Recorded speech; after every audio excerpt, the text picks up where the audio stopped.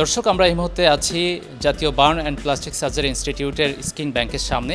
Skin ব্যাংকের ভেতরে প্রবেশ করতে হলে আমাদের বেশ কিছু সুরক্ষা সামগ্রী পরিধান করে কয়েক স্তরের সুরক্ষা বেষ্টনী পেরিয়ে তারপরে যেতে হবে।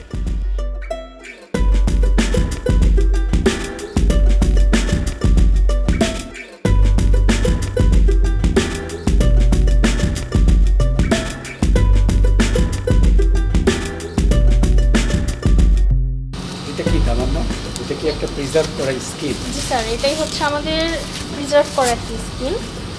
আমরা কত তারিখে করেছি, পেশেন্টের কী নাম, কতটুকু স্কিন আছে, সব ইনফরমেশন স্যার উপরে লেখা আছে। -91 ডিগ্রি সেন্টিগ্রেডে। এটাতে কতদিন রাখা যায় স্কিনটা? স্যার আমরা আলট্রা লো ফ্রিজারে হচ্ছে 3 থেকে 3.5 বছর রাখতে পারবো। 3 থেকে 3.5 বছর নামটা ঢেকে রাখুন। 3 থেকে 3.5 বছর আমরা এই স্কিনটাকে এইভাবে প্রিজার্ভ করে রাখতে পারবো।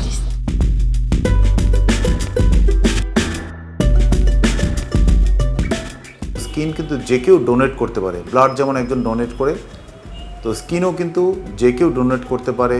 ব্লাডের ক্ষেত্রে যেমন গ্রুপিংয়ের প্রয়োজন আছে, কিন্তু স্কিন ব্যাংকে স্কিন রাখার ক্ষেত্রে কোনো গ্রুপিংয়ের প্রয়োজন নয়, বা অন্য কাউকে ডোনেট করার ক্ষেত্রে কোনো গ্রুপ মিলার দরকার নেই।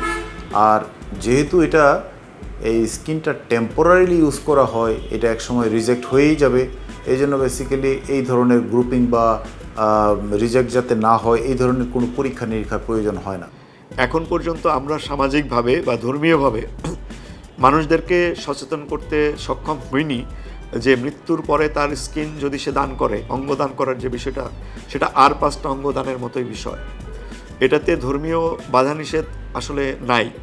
তো এটা আমরা আমাদের দেশে যারা ধর্মীয় নেতা আছেন তাদের কাছে আমাদের বার্তা, আপনারা মানুষকে উদ্বুদ্ধ করবেন যে এটাতে যে পরকালে কোনো পাপ হবে না, এই বিষয়টা সাধারণ মানুষের মধ্যে দেওয়াটা খুব জরুরি।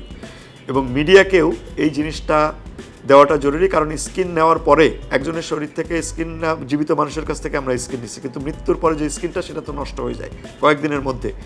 এই যে একটা জিনিস দিয়ে মানুষের হাজার হাজার মানুষের জীবন বাঁচবে, এটা কিন্তু এক ধরনের তার জন্য মানে আমি জানি না ধর্মীয়ভাবে এটাকে কী বলে, একটা মানুষের তো উপকার হলো। এবং ইমোশনাল ডোনারের ক্ষেত্রে আমরা বলি, অর্থাৎ যাদের মানে আত্মীয় স্বজন বাচ্চা বা বার্নে আক্রান্ত হয়েছে, ওনারাও কিন্তু ইমোশনাল ডোনার হিসাবে এটা দিতে পারে। অর্থাৎ বাবা মা আত্মীয় স্বজন যদি দেয়, 21 দিন পরে কিন্তু তার শরীরে আবার এই চামড়াটা নতুন করে গজিয়ে যাবে।